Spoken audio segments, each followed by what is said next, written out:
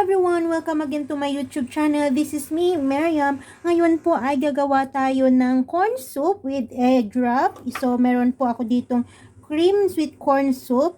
Nasa can siya, 1 can. Then, isang egg. At meron tayong pang toppings dito na spring onions. Then, meron tayong white pepper and the sesame oil. So, kung gusto niyo na mas creamy siya, pwede din kayong maglagay ng cornstarch. So, ngayon ay gagawin natin na ito lang. So, first ay open natin to siya.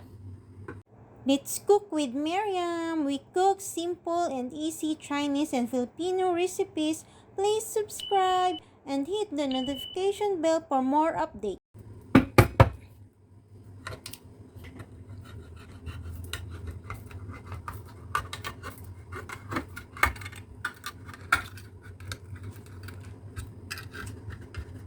Yan. Pag na-open na natin siya, guys, yan na siya. Yan, na-open na natin siya. So, transfer muna natin dito. Then, ito ay lalagyan natin siya ng water. So, bali magiging 1:1 siya. So, ito ay may measure tayo dito ng tubig. Punuin natin to.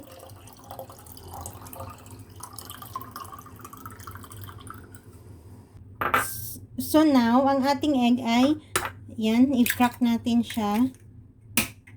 Then, lagyan natin siya ng konting-konti na salt. At ibitin natin siya hanggang sa maging fine na yung ating egg. So, ayan. So, nag-prepare ako nitong ating lagyanan.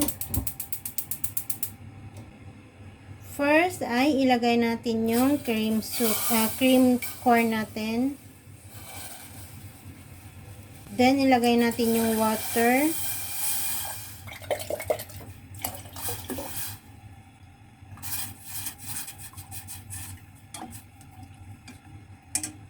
Then, lagyan natin siya ng pepper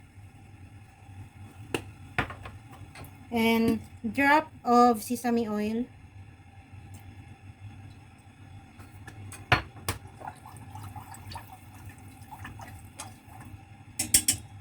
Pakukuluan lang natin siya ng mga 3 minutes.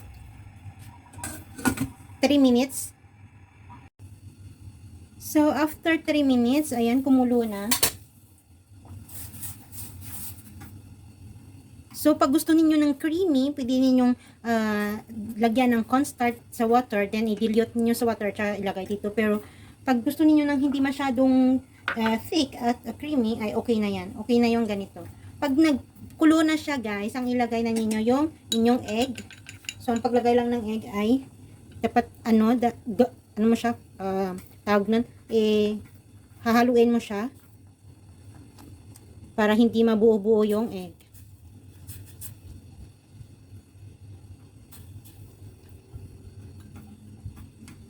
So, ito na. Creamy na siya.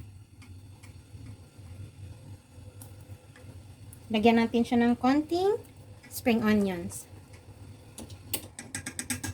So, ito na, guys. Corn cream soup with egg wrap.